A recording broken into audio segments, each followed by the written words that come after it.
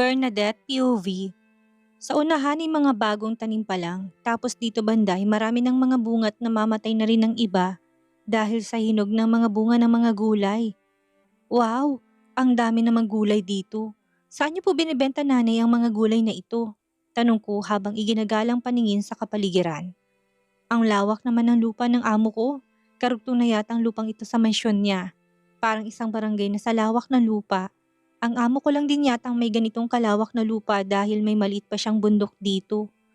Pinapaangkat namin sa palengke para ibenta at yung iba ipinamimigay ni sir sa mga kamag-anak niya. Meron rin para sa pamilya ng mga trabahador niya dito sa mansyon. Kapag konti ang ani namin, konti lang din ang pinaghahatian ng lahat. Kwento ni Nanay Delia. Ang bait at mapagbigay din pala ang amo ko. Lahat ay may matatanggap kapag ganihan pala ng mga gulay at prutas. Siguro yung pagbenta ng gulay at prutas, yun ang pambili nila ng abono at fertilizer ng mga gulay. Ganun kasing ginagawa ni tatay. Wala nang libre ngayon, kaya mas lalo ko minamahal ang amo ko ng lihim sa dilim. Eh, lihim sa dilim?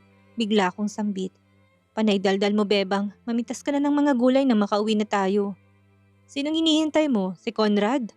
Pagalit na sambit ni sir. Nagulat pa ako sa biglaang paglakas ng boses ni sir. Ikaw po sir, charots! Sabay peace gesture ko pa. Bawal pong manood lang dito, mamitas din sana kayo tatay. Sir, aba, tumawa naman si Nanay Delia. Sabay hila niya sa akin. Napabungis-ngis naman ako. Ikaw talagang bata ka, ilang taon ka na ba? Napaka-hyper mo. Natatawang tanong ni Nanay Delia sa akin. 21 years old na po ako, Nay. Pwede na po ba ako mag-asawa? Biro kong tanong. Napalingon naman to sa akin at sinuring mukha ko. Kagandang bata mo naman, iha. Akala ko minor de edad ka pa lang. Puri sa akin ni Nanay Delia. Sana narinig mo, sir.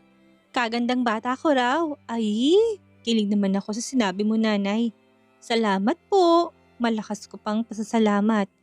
Marahan naman akong pinalo ni nanay sa braso. Siya pa yatang nahiya sa pinagsasabi ko. Mamitas ka na. Sabi pitik naman ni sir sa noo ko. Hindi ko malang namalayan na kalapit na pala siya sa pwesto namin ni nanay.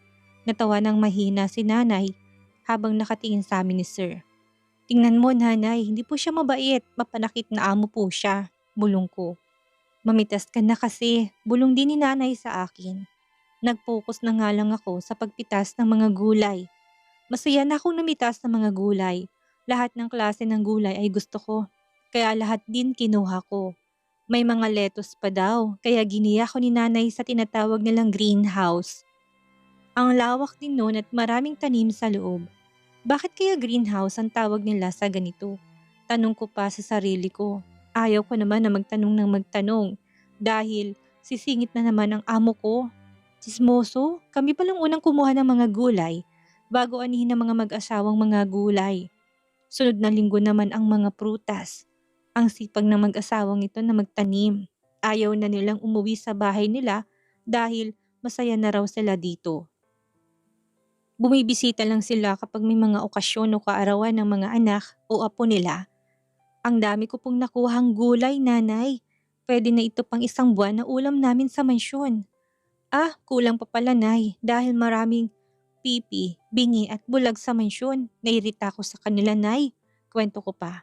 Nakikinig lang din si nanay pero ayaw niya magkomento dahil nandito si sir. Inayos na namin nila nani at tatay ang mga gulay sa likod ng sasakyan namin. Habang si sir ay may kausap sa cellphone niya. Sobrang dami nga na nakuha ko. Nag-request pa ako na baka pwedeng kumuha ng mga prutas. Dahil saging lang ang binigay pero may kamoting kahoy din. Gabi at kamote. Next week bebang, hindi na kaya sasakyan natin ang maraming karga.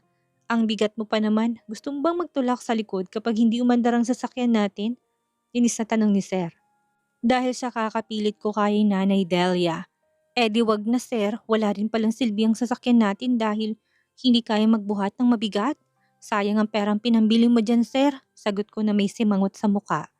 Lahat ng sasakyan o kahit na tao may limitasyon ng kapasidad na kayang buhatin. Hindi porket may sasakyan ay akala mo kaya na niyang buhatin ang lahat.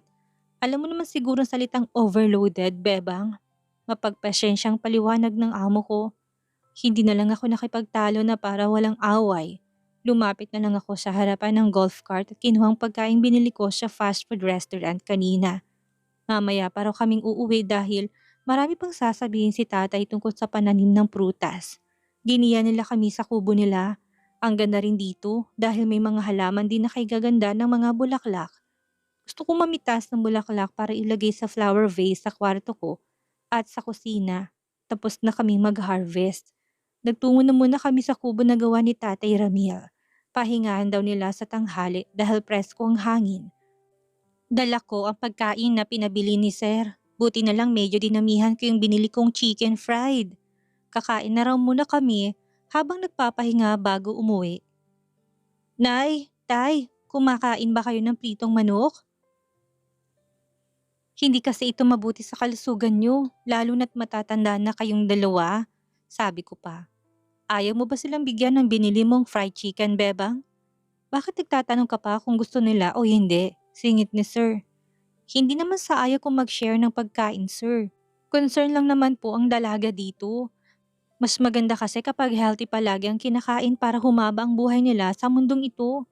Mahinahon ko namang sagot sa amo ko. Kanina lang concern ka sa mukha ko kunwari.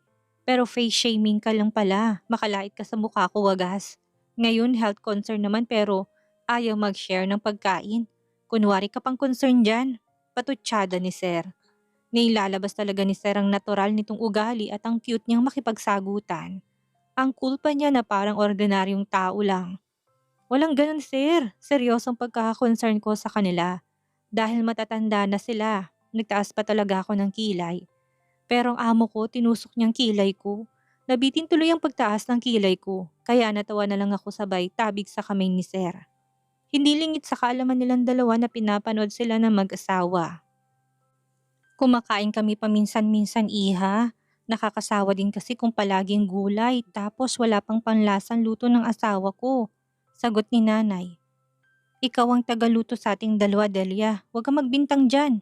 Tagatikim lang ako sa luto mo. Sagot agad ni Tatay Ramil. Tagahalo ako, ikaw tagatikim. Kaya ibig sabihin ikaw ang nagtimpla sa niluto ko. Ipapatikim ko sa'yo, sabi mo okay na, masarap na. Sinungaling kang lalaki, sikmat ni nanay. Napahagik-hik ako nang wala sa oras. Napalingon naman ang amo ko at pinanlakihan ako ng mga mata. Kaya tikong bibig na kagad ako. Kayong dalawa po ang nagluto, Nay. Tay, para walang away. Kain na po tayo. Awat ko na. May dala rin pala silang mga pagkain. Nakikain din ako sa luto nila nanay. Masarap naman ang luto nila. Nagbibiruan lang naman yatang mag-asawa. Ang galing naman nilang umakting. Ako lang yata nagdaldal habang kumakain kami. Hinahayaan lang din nila ako. Naghintay na muna ako sa seryosong usapan ng mga matatanda at ang amo ko bago kami uuwi. Nagpasalamat na kami sa mag-asawa bago ko sumakay sa golf cart ni Sir. Matamis namang ngumiti si Nanay Delia at Tatay Ramil. Kinilig pa ako sa sinabi ng nanay na irereto niya ako sa engineer niyang anak. Hindi naman umimik si Sir sa sinabi ni nanay. Mabuti na rin yun para walang kontrabida. Pagod ako kaya naging tahimik ako habang nakatingin sa paligid. Tahimik din ang amo ko na wala yatang balak magsalita kung hindi ako magsasalita. Maya't maya ko na lang ay naalala ko sabihin sa amo ko. Lalakasan ko ng loob ko habang hindi pa ito bugnutin. Kahit isa lang sa hihilingin ko mapagbigyan niya. Mas maganda kapag lahat ng hihilingin ko papayag siya. Hello po sir. Mahina kong basag sa katahimikan naming dalawa. Sinong kausap mo? Tanong agad ni Sir Vincent. Ikaw po, may ibang sir pa ba dito? Sagot ko naman kaagad. Mali ko bang may kausap ka sa phone mo? Maka-hello sir ka dyan, parang hindi akong kausap mo. Kasi po, nahihiya na akong magsabi. Kaya mo yan Bernadette, hindi ba makapal ang mukha mo? Pangasar pa ng isip ko. Naubusan ka na ba ng sasabihin? Pansin agad ni sir. Hindi naman po sir, marami akong salitang nakatago. Hindi po ako naubusan, kaya lang kasi medyo nakakahiyang sasabihin ko. Lahat ng sinasabi mo bebang nakakahiya. Walang seryoso maganda sa pandinig ko, puro kakalokohan. Siguraduhin mo lang na magandang sasabihin mo. Now tell me what it is. Seryoso na tanong ng amo ko.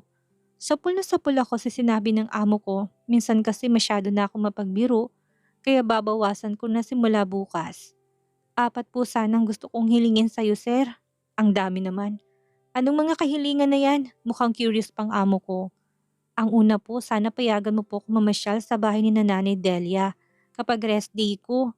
Ang pangalawa po, sana isama mo ko minsan sa korte kapag may hearing ka po. Pangatlo sana pautangin mo po ako ng pera, sir. Pang-apat, sana wish granted po 3 hiling ko. Pero sana isa sa hiling ko ang mapagbigyan mo, sir. Seryoso na ako ngayon para hindi mo po isipin na nagbibiro lang ako. Naging seryoso na nga ang boses ko, kaya nagpatuloy ako.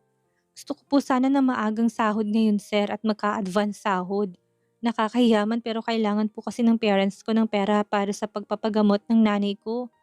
Hindi na po kasi makuha sa gamot ang sakit niya at kailangan po niyang maoperahan. Kulang po kasi yung pinagbentahan nila ng mga alagang hayop ni tatay para sa operasyon ni nanay. Baka lang naman, sir, kahit ang sahod ko na lang po. Pakiusap ko pa. Naging malungkot na rin ang boses ko. Ayaw ko ng ganitong sitwasyon, yung madrama, mabigat sa dibdib, kaya mas pinili ko na lang ang maging kwela at palabiro para makaiwas sa problema at kalungkutan. Palatawa lang ako pero marami din akong mga problema sa buhay. Kaya imbis na malungkot, mas pinili ko na lang na maging positive sa buhay para kahit papano hindi mabigat sa dibdib.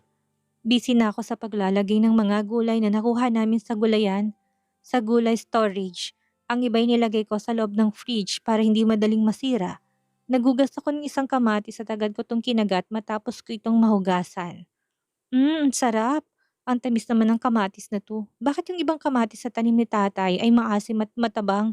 Kausap ko pa sa sarili ko. Beef steak tomato ang tawag sa malaking kamatis na yan. Boses agad ni Star ang narinig ko. Ay tikba lang, gulat kong sigaw. Pero hindi ako pinansin ng amo ko. Nagpatuloy lang to sa sinasabi niya. Madalas itong gamitin sa salad, sandwich at kahit anong topping para sa burgers. May iba't ibang uri ng mga kamatis at ang naitatanim siguro ng tatay mo ay yung klase ng kamatis na madalas nabibili sa palengke, na very common na sa Pilipinas. Yung mga tanim ni Nanay Delia ay imported na galing pa sa ibang bansa. Kaya masarap ang mga tanim nila. Walang pakialam kung nagulat niya ako. Kamuntik na akong ma-heart attack, sir. Huwag po kayong ganyan, may lahi po kami sakit sa puso. Baka matigok agad ako. Biro ko. Kahit paano wala naman sa aming magkakapatid ang may sakit sa puso. Si nanay lang, pero pwede pa naman daw siyang maoperahan dahil hindi naman malala ang lagay niya. Kaya kailangan na naming maagapan sa lalong madaling panahon. Kaltok sa ulo ang natanggap ko mula sa amo ko. Kung ano-anong mga sinasabi mo, kumain ng healthy food para healthy ka palagi. Also tomatoes are good for your heart. Eat tomatoes regularly. Mainis sa tono ng boses ni sir. Kahit anong klase ng kamatis po, sir? Bakit kasi may mga pangalan pa? Kamatis lang din naman silang lahat. Ang arte nila. Che, ingos ko pa. Paningot naman ni sir ang ilong ko. That's why I said tomatoes, hindi ba? Kahit na anong kamatis, basta kamatis. O, kunin mo na to. Ipadala mo na kagad bukas sa pamilya mo. Sabay abot yung isang sobre. Umaliwala sa mukha ko. Akala ko hindi niya ako pahihiramin dahil sa dami ng tanong kanina. Medyo makapal yun at hindi ko alam kung magkano ipapahiram sa akin ni sir. Bibilangin ko na lang mamaya. Salamat po dito, sir. Magsisipag po ko lalo para mabayaran ko pong hiniram kong pera. Mabuti na lang po makapal ang mukha ko. Kung hindi tigok ang nanay ko. Iniharang ko ang 2 kong kamay ng akmang kukutusan na naman niya ako. Joke lang po, sir. Ikaw talaga, favorite mo talagang sakta ng ulo ko. Nguso ko pa. Imbis na magpasalamat ka, ang dami mo pang sinasabing kalokohan dyan. Saka hindi naman ako ganun kasama para hindi tumulong sa kapwa. Basta alam ko emergency ang hinihiram na pera. Seryoso pa tong tumingin sa akin. Emergency po talaga yung perang hinihiram ko sa'yo, sir. Huwag ka po mag-isip ng ibang bagay. Isasend ko pa sa'yo yung pangalan ng ospital kung saan nakakonfine si nanay para walang duda. Baka bawiin mo pang pinahiram mong pera. Maraming salamat po ulit, sir. Naging seryoso ng boses ko. Yes, I want to know. You can send it to me later. Tapusin mo ng trabaho mo. And bebang, gusto ko ng sinigang na baboy at pakbet for dinner. Request ni sir. Okay, sir. Sagot ko at tumalikod na ako. Pero nagulat ako nang hilahin ako ng amo ko at kagad sinakop ang labi ko. Nabitawan ko ang kamatis na kanina ko pa hawak, pati ang envelope na may lamang pera, nahulog ko rin dahil sa pagkagulat. Napapikit ako ng lalimin ni Sir ang paghalik sa labi ko. Ang sarap talaga niyang humalik, pati ang pusikat dal ko, kinikilig sa tamis ng halik niya sa akin. Hindi ako marunong tumugon ng halik pero ginalaw ko naman ang labi ko. Oh my, daing ng isipan ko. Nakakawalang katinuan ang paraan ng paghalik niya sa akin. Parang ayaw ko nang matapos pang halik na to. Wala sa sarili na payakap ako sa kanya dahil ilang sandali na lang ay bibigay ng tuhod ko. Nakahawak naman siya sa bewang ko at ang isang kamay niya ay sa likod ko. Napatigil ang halikan naming dalawa nang may kumatok sa pintuan ng kusina. Napabitaw agad ako ng yakap sa amo ko. Mabilis akong tumalikod at nagtungo sa pinto ng kusina. Mabuti na lang nakalak ang pinto ko, hindi booking kami ng amo ko. Huminga na muna ako ng malalim at inayos ng sarili bago ko binuksan ang pinto. Si Manong Dudong pala. Baka kukuha ng mga gulay na iluluto nila sa dirty kitchen sa labas para sa hapunan nila. Si amo lang kasi ang nilulutuan ko at may tagaluto din para sa mga bodyguard at security guard ni Sir. Tumango lang ako nang kausapin ako ni Manong. Tumalikod na ako para magsimula na maghanda ng mga lulutuin para sa hapunan namin ni Sir. Biglang nawala rin ang amo ko sa kusina. Habang nagluluto ako, pakanta-kanta ako't napapangiti pa. Kinagat-kagat ko pa ang labi ko dahil hanggang ngayon, ramdam na ramdam ko pa rin ang labi ng amo ko. Sobrang nahuhulog ng loob ko sa amo ko at hindi ko na kayang pigilan pa ang nararamdaman ko. Pero alam ko kung saan ako lulugar. Hindi ko alam kung saan nahantong ang kalandian ng amo ko. Ako naman na marupok, kilig na kilig at in love na sa amo ko. Huli na nang ma-realize kong mali ang ma-in love sa amo. Hiningi ulit ako ng advice sa kaibigan ko. Tatawagan ko siya mamaya. Hay, bahala na si Superwoman. Total feeling Wonder Woman naman ako. Kaya bahala na lahat, sabi ko. Sinigang na baboy, pakbet at pritong isdang niluto ko. 6:30 na kaya naghain na ako ng pagkain ng amo ko. Kumpleto ng lahat. May sawsawan na rin na tubig niya. Pilipinong-Pilipino talagang mga gustong pagkain ng amo ko, pero mukhang may lahi ito dahil sa kanyang angking kagapuhan. Pero sabi ni Manang Asun, pure Filipino daw si Sir. Hello Sir, handa ng pagkain mo. Bumaba ka na dyan sa kwarto mo. Malaki ka na para sunduin pa kita dyan. Okay, bye. Pasigaw kong sabi sa intercom. Napangiti naman ako sa kalokohan ko. Pumasok na muna ako sa kwarto ko para ilagay sa loob ang perang pinahiram ng amo ko. 10 minuto na hindi pa rin bumababa ang amo ko. Baka natutulog to. Akyatin ko na kaya siya. Lumamig na kasi ang niluto ko. Hindi na masarap kapag lumamig ang pagkain. Parang sa pag-ibig din habang tumatagal. Lumalamig ang pagmamahalan. Hindi na masarap. Hindi na masaya kaya basta na lang tinatapon sa tabi. Ang masama pa, sinisiraan ka na nga, nilalait ka pa. Buwisit yan. Napahugot tuloy ako. Sabit ko habang nanginginig ang ulo. Kakain na sana ako kaya lang ayoko namang mas mauna akong kumain kaysa sa amo ko. Kaya akyatin ko na nga at paimportanteng amo. Papasok pa lang ako sa dining room ng makasalubong kong amo ko. Pupungas-pungas sa naglakad patungong kusina. Anong nangyari? Bakit ka sumisigaw? Mukhang kagising lang ng amo ko. Pero imbis na sumagot, napatulala ako sa harapan niya. Paano nakahubad na lalaking itong papasok sa kusina? Boxer shorts lang ang suot at susmi. Bakat na bakat ang ampalaya niya. Ang umbok at ang straight kaya baliko. Bigla siyang nagtakip ng mga mata. Tatakbo siyang pumasok sa kusina.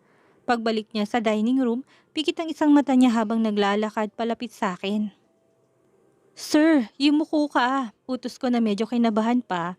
Nagtaka naman siya at nagyuko ng ulo malapit sa mukha ko. Napatas pa ng bahagya ang ulo ko, napatitig ako sa mukha ng amo ko, habang sinusuot ang apron sa ulo niya. Kamuti ko nang mahalikan ang ilong nito kaya umiwas agad ako. Mabilis akong lumapit sa likuran niya, tinali ang apron na sinuot ko sa kanya. Mas maayos ng konti sir, kailangan nating takpan ang hubad mong katawan. Baka malapa kita. At isa pa hindi ka macho dancer sa club para ganyan ang isuot mo nang lumabas sa kwarto. Kakain ka na po sir, hindi gigiling sa stage. Gas, na-imagine ko na lang paggiling mo, tili ng mga bakla. Yaka sir, ang laswa. Hagikik ko pa. Natutulog kasi ako nang bigla ka na lang sumigaw sa intercom. Bebang, malay ko bang may masamang nangyari sa'yo? Masamang tingin niyo sa akin. Pero next time po, huwag ka lumabas ng kwarto mong nakahubot-hubad. Diyos ko, Aatakihin yata ang pusikat dal ko dahil sa'yo, sir. Sabay punas ko sa noo ko. Pinagpawisan pa ako dahil siya nakita. My virgin eyes. Bulas ko pa sa isip ko. Kasalanan mo yan. Pwede ka namang tumawag ng mahinahon ng boses. Hindi yung nakasigaw ka na akala mo may kaaway ka. Puputulin ko na bukas ang intercom na yan. Nakakaistorbo na sa taong natutulog. Pagalit na sabi ng amo ko. Padabog na tong naupo sa hapagkainan. Tinitigan ko to. Gulo-gulo pa ang buhok at baka nga natutulog to. Mahihiring pa to bukas para sa hawak niyang kaso. Sana isama niya ako. Gusto ko kasi siyang makita na aktwal na nagsasalita sa harapan. Habang kinakausap ang biktima at nililitis ang akusado, kakain na sana to nang palingon ako sa gawi ko. Smile, sir, habang kumakain. Smile bago sumubo ng pagkain. Smile habang umunguya. Smile habang nagsasandok ng kanin. Smile, sir, smile. May kulang pa ba? Pabalang na tanong ni sir sa akin. Hindi ko mapigilan ng hindi humalakak. Pati kasi boses ko, ginaya rin niya kung paano ko sinasabi yun kay sir. Sinamaan niya ako ng tingin. Take your food and eat with me. Hindi nakatunga ka dyan sa harapan ko. Baka ikaw ang makain ko. Seryosong sabi ng amo ko habang nakatitig sa akin. Namula ko ng bahagya. Wag na po, sir. Sige po, kain ka ng mabuti. Kumakain na din po ako kasi sa kusina. Sige po, pasensya na kung nagising kita. Tumalikod na ako at makakain na rin ako. Dito ka na kumain. Walang maraming tanong, maraming dahilan. Kunin mo na pagkain mo at dito na ipagpatuloy ang pagkain. Dalian mo. Seryosong utos ng amo ko. Nagmarcha na akong lumapit sa kusina para kunin ang hininda kong pagkain. May ginawa pa ako ensaladang sitaw na nilagyan ko ng fresh na kamatis. Sibuyas, konting sili at suka. Dinala ko na rin siyang hindi ko maulam. Hindi na masarap kapag ipagpabukas ko pang kainin. Napalingon ng amo ko nang papasok na ako sa dining room. First time kong kumain dito at medyo nahiya pa ako kahit na maloko ako sa kanya. Iba pa rin yung pakiramdam na magsabay kaming dalawa dito sa dining room.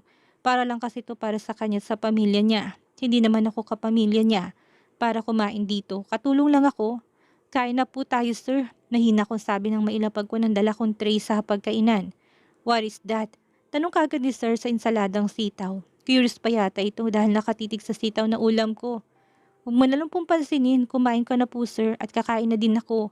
Mahinhin kong sagot. I want to try that. Give me some. Huwag kang madamot. Inggitero ka talaga sa mga pagkain, sir. O, try mo kung gusto mo. Sabay usog ko sa harapan ng amo kong sitaw. Agad naman niyang kinuha at tumusok kaagad ng sitaw. Pinapanood kong umuwi ang amo ko. Hinihintay ang magiging reaksyon niya sa sitaw na luto ko. Tumangot-tangot at kumuha ulit sabay subo. Sumimangot na lang ako ng angkinin niya ng ulam ko. Eat, bebang. Walang susubo sa'yo. I'm busy eating my food. Akin na yung ulam ko, sir. Kahit kailan mga agaw ko eh. Gusto ko pa. It's nice at first time kong kumain ito kaya akin na lang. Salamat, bebang. Pinalambing pa nitong boses niya kaya ako naman ay marupok ay matamis ng ngumiti. Baliw na yata ako dahil sa amo kong ito. Konting lambing lang bumigay na kaagad ako. Kinikilig na naman ang puso ko at napapakanta na naman ng I think I'm in love. I think I'm in love with you. Naparami tuloy ako ng kain dahil kaharap kong isang masarap na putahe. Ang amo kong nakahubad. Sir, pwede kaya ako sumama sa'yo bukas? Gusto ko lang pumanood at magpanggap na kamag-anak ng biktima. Please, sir, kahit isang beses lang. Pakiusap ko pa. Favorite mo talagang paulit-ulit na sinasabing isang bagay, ano, bebang? Ano bang sabi ko kanina? Mukhang napiko na naman ang amo ko. Ang tagal ko na dito pero hindi ko pa rin makabisado. Ang ayaw at gusto ng amo ko. Nakapokus lang ako sa pagkain na gusto niya. Kaya ngayon, naiinis na naman ang amo ko.